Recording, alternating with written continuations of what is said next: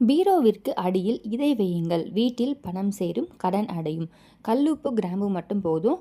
இது மாதிரி நீங்கள் வைத்து பாருங்கள். உங்கள் வீட்டில் பண வரவு அதிகரிக்க தொடங்க ஆரம்பிக்கும். அது மட்டும் இல்லை, தொழில் செய்கிற இடத்துலையும் நல்ல ஒரு வருமானம் அதிகரிக்கும். நம்ம வீட்டில் இருக்கக்கூடிய கண் திருஷ்டி, கெட்ட சக்தி அனைத்துமே இது உள்வாங்கி வச்சுருக்கோம். ஸோ நம்மக்கிட்ட பணம் வருது, ஆனால் அந்த பணம் தங்க மாட்டுது. ஏதாச்சும் ஒரு வகையில் செலவாயிட்டே இருக்குது. மருத்துவ செலவுகள் ஆகுது, அனாவசிய செலவுகள் ஆகுது. இந்த மாதிரி நிறைய விஷயங்கள் இருக்கும். இன்னும் ஒரு சிலருக்கு நமக்கு பணமே வர மாட்டுது. நம்ம உழைப்புக்கேற்ற ஊதியம் நமக்கு கிடைக்க மாட்டுது. இந்த மாதிரியான விஷயங்களும் இருக்கும். ஸோ இந்த மாதிரி எதுவாக இருந்தாலும் சரி, இந்த ஒரு விஷயம் நீங்கள் செய்து பாருங்கள். கண்டிப்பாக உங்களுக்கு ஒரு 15 நாட்களுக்குள்ளே நல்ல மாற்றம் தெரிய ஆரம்பிக்கும். ஸோ நம்ம வீட்டில் இருக்கக்கூடிய பீரோவுக்கு அடியில் நடுவில் வைக்கலாம், இல்லை ஏதாச்சும் ஒரு கார்னரில் வைக்கலாம். ஒரு பவுல் எடுத்துக்கோங்க.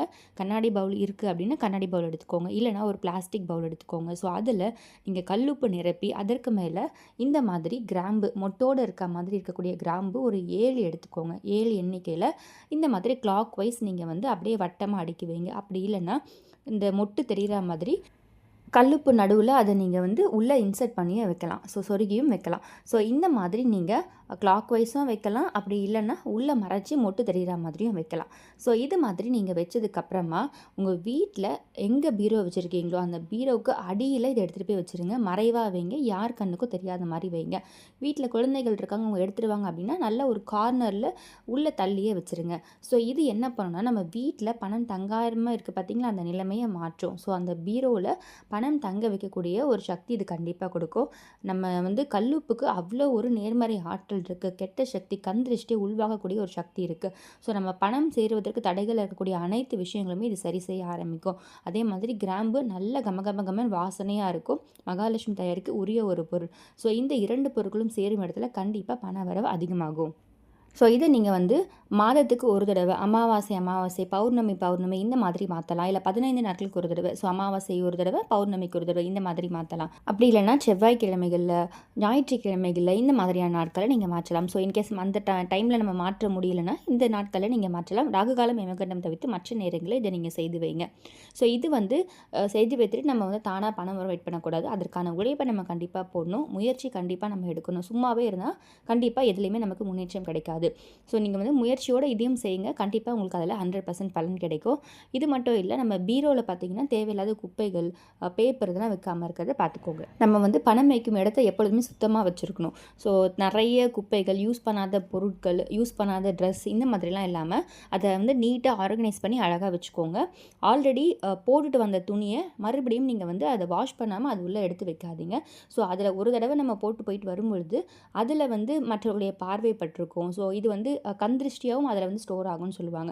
ஸோ அப்போ அதை நீங்கள் வாஷ் பண்ணிவிட்டு தான் மறுபடியும் நீங்கள் அதை எடுத்து பீரோவில் வைக்கணுமே தவிர்த்து நீங்கள் அப்படியே எடுத்து நம்ம அடுத்த நாள் யூஸ் பண்ணலான்னு சொல்லிட்டு அப்படியே எடுத்து அதில் வைக்கக்கூடாது. ஸோ அதில் இருக்கக்கூடிய துர்நாற்றமும் நம்ம பணம் வைக்கிறது இடத்துல அது அப்படியே ஃபுல்லாக ஸ்ப்ரெட் ஆகும். அதுவும் உங்களுக்கு பண வரவை தடுக்கிறதுக்கு ஒரு வாய்ப்பு தான். ஸோ அதனால் முடிஞ்ச வரைக்கும் எப்பொழுதுமே நல்ல வாசனையாக இருக்க மாதிரி பார்த்துக்கோங்க. பீரோக்குள்ளே ஒரு பவுலில் பச்சை கற்பூரம், கிராம்பு, ஏலக்காய், கொஞ்சம் சோம்பு இதெல்லாமே போட்டு பணம் வைக்கும் இடத்துல வைக்கலாம். ஸோ இந்த மாதிரி நீங்கள் வைக்கும் பொழுது அந்த மல்லிப்பூலாம் நல்லா கமகமகமன் வாசனையாக இருக்கும். இது இல்லை, சம்பங்கிப்பூ வாசனை மிகுந்த மலர்கள் எது வேணால் வைக்கலாம் நீங்கள். ஸோ இந்த வாசனைக்கு பார்த்திங்கன்னா மகாலட்சுமி தாயார் ஆட்டோமேட்டிக்காக நமக்கு அந்த இடத்துல தங்குவாங்க. ஸோ இது மட்டும் இல்லை, நம்ம நிலைவாசலையும் சுத்தமாக வச்சுக்கணும். எந்த அளவுக்கு பூஜை அறை சுத்தமாக வச்சுருக்கோமோ அதே மாதிரி நிலைவாசல், சமையலறை இந்த மாதிரி வீடு முழுவதுமே சுத்தமாக வச்சுக்கணும். அதை தவிர்த்து குறிப்பாக ரொம்ப ரொம்ப சுத்தமாக இருக்கக்கூடிய இடம் அப்படின்னு பார்த்திங்கன்னா தலைவாசல், நிலைவாசல், சமையலறை இது எல்லாமே நீங்கள் எப்பொழுதுமே சுத்தமாக இருக்க மாதிரி பார்த்துக்கோங்க.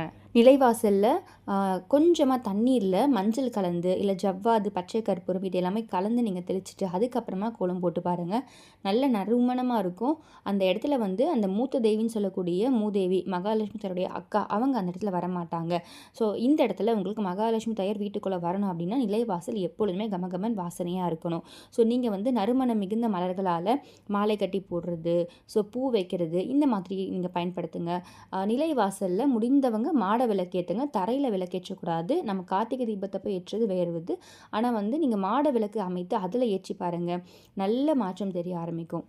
இப்போ மாட விளக்கு எல்லாமே ஸ்டாண்ட் நிறைய கிடைக்கிது, அவைலபிளாக இருக்குது ஆன்லைனில். ஸோ அந்த மாதிரி வாங்கி நீங்கள் நம்மளுடைய நெஞ்சுக்கு நேராக இருக்க மாதிரி அந்த மாதிரி நீங்கள் மாட விளக்கு அமைச்சுக்கோங்க. ஆணி கூட அடிக்க வேணாம், அதுக்குமே நிறைய ஸ்டிக்கர்ஸ்லாம் இப்போ வந்துருச்சு. ஸோ அந்த மாதிரி நீங்கள் அதை அமைச்சிட்டு வாசலில் மாட விளக்கு அமைத்து அதில் விளக்கேற்றி பாருங்கள்.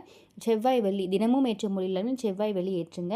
அதே மாதிரி ஊதுவத்தி இந்த மாதிரி வாசனை மிகுந்த பொருட்களால் நீங்கள் வந்து நிலைவாசலுக்கு தூபம் காட்டுங்க. இந்த மாதிரி நீங்கள் தொடர்ந்து செய்து பாருங்கள். கண்டிப்பாக உங்களுக்கு நல்ல மாற்றம் தெரிய ஆரம்பிக்கும். ஸோ இதை தவிர்த்து நம்ம வாசலில் கந்திருஷ்டிக்கு வந்து நெல் தோரணம் கட்டுறது, படிகாரம் கட்டுவது, இந்த மாதிரி விஷயங்கள் எல்லாமே செய்யலாம். ஆகாச கருடக்கிழங்கு பற்றி ஆல்ரெடி உங்களுக்கு நான் பதிவில் சொல்லியிருக்கேன். ஸோ இந்த மாதிரி நிறைய விஷயங்கள் இருக்குது கந்திருஷ்டி நீக்கிறதுக்கு. இதையும் நீங்கள் கூடவே முடிந்த வகையில் செய்யுங்க. எதெல்லாம் செய்ய முடியுமோ அதை செய்யுங்க. எல்லாமே செய்யணும் அப்படின்ற அவசியம் கிடையாது. முடிந்த வரைக்கும் வீடு நம்ம க்ளீனாக வச்சுக்கிட்டாவே இந்த நேர்மறை ஆற்றல் உள்ளே வருவதும் எதிர்மறை ஆற்றல் வீட்டை விட்டு வெளியே போகிறதும் உங்களுக்கு ரொம்ப ரொட்டீனாக நடக்க ஆரம்பிச்சிடும். ஸோ முதல் டைம் ரொம்ப கஷ்டமாக இருக்கும் நமக்கு அதை செய்யும் பொழுது. பட் அதை நீங்கள் வந்து தொடர்ந்து செய்யும் பொழுது உங்களுக்கு அது நல்ல ஹேபிட்டாக மாறிடும். பார்க்கப்ப கண்ணுக்கே குளிர்ச்சியாக இருக்கும், நல்லா க்ளீனாக இருக்குது அப்படின்ற பட்சத்தில். ஸோ இது மட்டும் இல்லை, நம்ம ஆல்ரெடி கல்லுப்பு, மிளகு, பச்சை கற்பூரம் சேர்த்து வீட்டு ஹாலில் வைக்க சொல்லியிருப்பேன். அதுவும் நிறைய பேர் வந்து நல்ல பலன் அடைஞ்சிருக்கீங்க. நிறைய கமெண்ட்ஸும் அதில் வந்து தொடர்ந்து வந்துகிட்டே இருக்குது. ஸோ இது எல்லாமே நம்ம ரொம்ப பழைய பதிவுகளையும் உங்களுக்கு சொல்லியிருப்பேன். பவுலில் கல்லுப்பு எடுத்துக்கோங்க.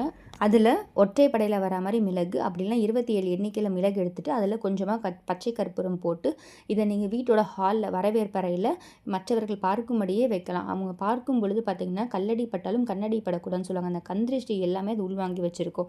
ஸோ நம்ம வந்து ரொம்ப கஷ்டப்பட்டு தான் சம்பாதிச்சிருப்போம். அந்த காசுக்கு சம்பாதிக்கிறதுக்கு பல கஷ்டங்கள் இருக்கும். ஆனால் மற்றவர்களுக்கு அதை பார்க்கும் பொழுது அதே மாதிரி பொருட்கள் வாங்கி வச்சுருப்போம் வீட்டில், அதுவுமே இஎம்ஐயில் வாங்கி வச்சுருப்போம். ஸோ இந்த மாதிரி ஒவ்வொருத்தருமே கஷ்டப்பட்டு தான் ஒவ்வொரு பொருட்களாக வாங்கியிருப்பாங்க.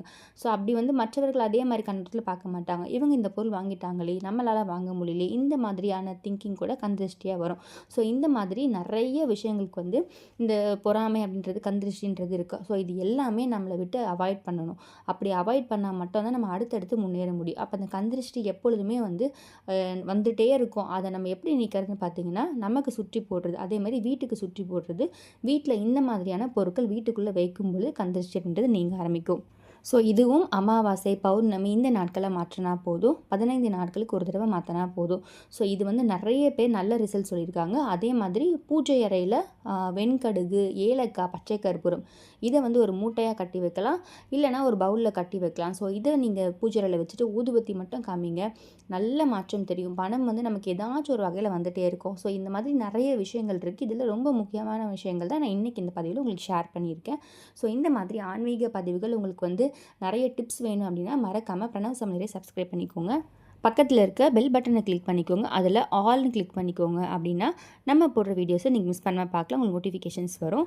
இதில் ஏதாச்சும் உங்களுக்கு டவுட்ஸ் இருக்குது அப்படின்னா கண்டிப்பாக கமெண்ட் பாக்ஸில் கமெண்ட் பண்ணுங்கள்.